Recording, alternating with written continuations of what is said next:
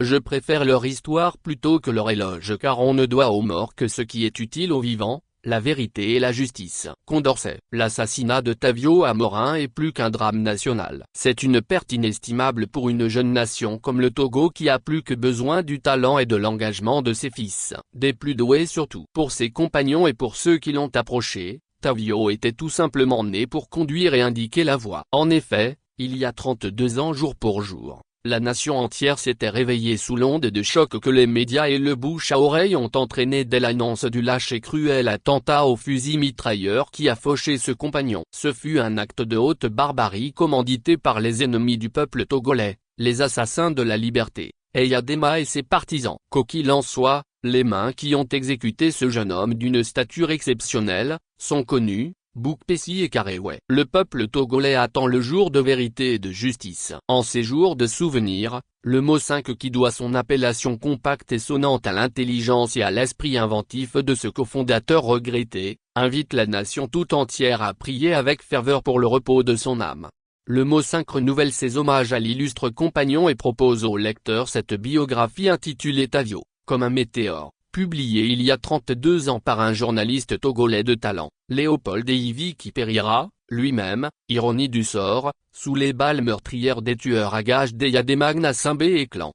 Tavio est né en 1958, année où la lutte pour l'indépendance battait son plein. Son père Carlos Amorin, à l'époque agent de la UAC, était engagé dans cette lutte aux côtés de Sylvanus Olympio et d'autres comme Firmin Abalo, Michel Folly. De sa mère, Adolé Negué Akué, commerçante de naissance, mais anciennement caissière à l'Apse AO, Tavio était le premier garçon et le dernier enfant après ses 3 sœurs, Sophie, Henriane et Chantal. Tavio a passé son enfance à Anagokome dans la maison familiale, maison Amorin, 6 avenue Thiers à l'époque. C'était une grande maison qui, pendant les grandes vacances, arrivait à rassembler une 50aine d'enfants. Ce cadre lui a permis de développer l'esprit d'équipe et de cultiver la tolérance. Il fit ses premières années scolaires à l'école catholique de Koketimé. C'était en 1964 où il était admis à la garderie. Il suivit le cours normal jusqu'au CM2 où il obtient son CEP avec mention très bien, en 1970, date à laquelle il entame ses études secondaires au collège Saint-Joseph. Un très bon élève. Tavio était un très bon élève, toujours classé parmi les premiers. Il était le potache qu'on aimait bien, sauf qu'il écrivait comme un point crabe. Et il a gardé cette calligraphie extrêmement nerveuse, jusqu'à l'âge adulte. Le football était son violon d'angre. Cela a failli déjà lui coûter la vie. C'était en 1969 à Koketimé, où il avait été élève quelques années auparavant. La partie était âpre, comme on savait en livrer à cet âge-là. Sur une balle aérienne, 2 têtes entrent en collision. Celle de Tavio, sans doute plus fragile, se mit à enfler à vue d'œil. On appela un médecin à son chevet. Ce médecin était un certain Dr Marcati d'Épée. Depuis qu'il est rentré d'exil, tous les samedis après-midi, il retournait à l'école catholique de Koketimé revivre l'ambiance de son enfance. Son autre grande passion était les bandes dessinées. Il lisait tout le temps Hakim, Blake le Rock, Nevada, Capitaine Swim, Piscou, et suivait Tintin et Milou dans toutes leurs pérégrinations. Même devenu homme politique, il ne dédaigne pas emprunter les BD de ses neveux. Ce fils unique, seul garçon parmi 3 filles, n'avait pas été choyé par sa mère. Son éducation fut tout à fait spartiate, comme la petite bourgeoisie de l'époque savait en donner à ses rejetons. S'il arrivait à Tavio de se rendre coupable de quelques menus méfaits, il recevait fils et gifles comme tout le monde. Sa maman l'obligeait à laver lui-même son linge. Et s'il refusait d'obtempérer, il était tout simplement privé du prochain repas. Après son baccalauréat au collège Saint-Joseph en 1977, mention bien, il part en France, à Poitiers. 2 ans après, il monte à Paris, disant qu'il en avait ras-le-bol de la province, de Poitiers et de ses maths physiques. Il reste donc à Paris où il étudie l'informatique et l'organisation. Plusieurs stages dont un chez Matra, la grande firme française, l'aide à affûter ses armes. Il savait se débrouiller comme on dit. Il est inventif et imaginatif. Témoin, cette histoire dont les téléspectateurs français se souviennent pour l'avoir apprise sur FR3, l'une des chaînes françaises. Pour arrondir ses fins de mois, un étudiant togolais du nom de Tavio Amorin avait monté une petite affaire tout à fait surprenante de simplicité et d'originalité. Il avait passé une annonce, s'était constitué un fichier. Les clients l'appelaient pour lui communiquer l'heure à laquelle ils voudraient avoir leur croissant pour le petit déjeuner. Tavio passait alors commande au boulanger, livrait les croissants, et palpait à son tour la galette sous forme de ristourne et de pourboire. Cette initiative lui a valu les honneurs de la 3e chaîne française dans une émission de jeunes. Il travaille ensuite chez des importateurs de produits tropicaux en qualité de responsable des achats. Quand il décide de revenir en Afrique, c'est par cette filière qu'il est envoyé à Abidjan. Il n'aurait pas pu rentrer au Togo pour des raisons politiques. Venu en vacances au Togo en 1980, et eu égard à ses liens familiaux avec Francis Colosson, lui-même en exil, il a eu maille à partir avec un officier supérieur de l'armée en poste à Kara, qui avait proféré des menaces à son endroit: « Où que tu sois, on te retrouvera ». À la suite de cet incident, il n'a plus remis pied au Togo jusqu'à la proclamation de la loi d'amnistie en 1991. Entre-temps, il obtient en France le statut de réfugié politique, mais n'a jamais pris la nationalité française, contrairement à ce que beaucoup croient.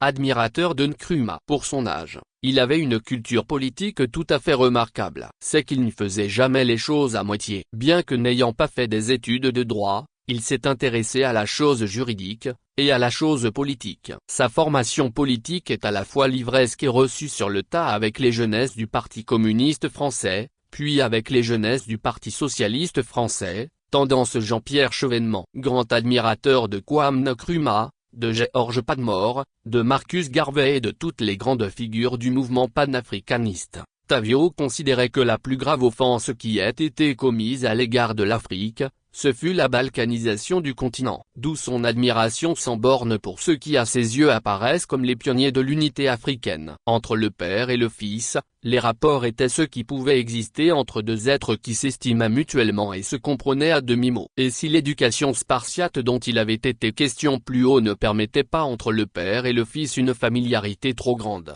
Tavio, à force d'être resté constamment dans le sillage de son père, d'humer et de s'imprégner de son parfum, a fini par s'identifier totalement à ce patriote courageux et généreux.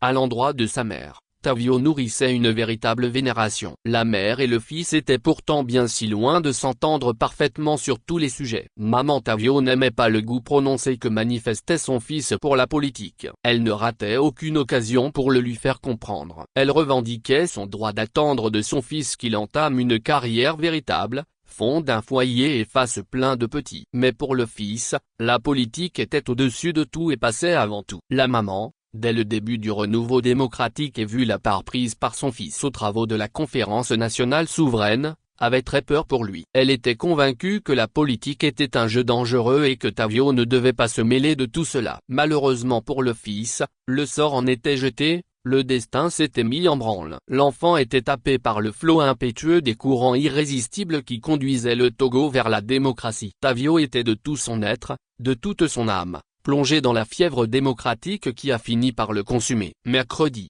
la veille de l'attentat qui devait l'emporter, il rendait visite à sa mère. Il revenait lundi d'une mission à Dama, Syrie, et c'était la première fois depuis son retour de mission que la mère revoyait son enfant. Elle le fixa longuement. La soudaine intensité du regard maternel ne manqua pas d'intriguer le fils qui fit remarquer: « Mais tu me regardes tout le temps.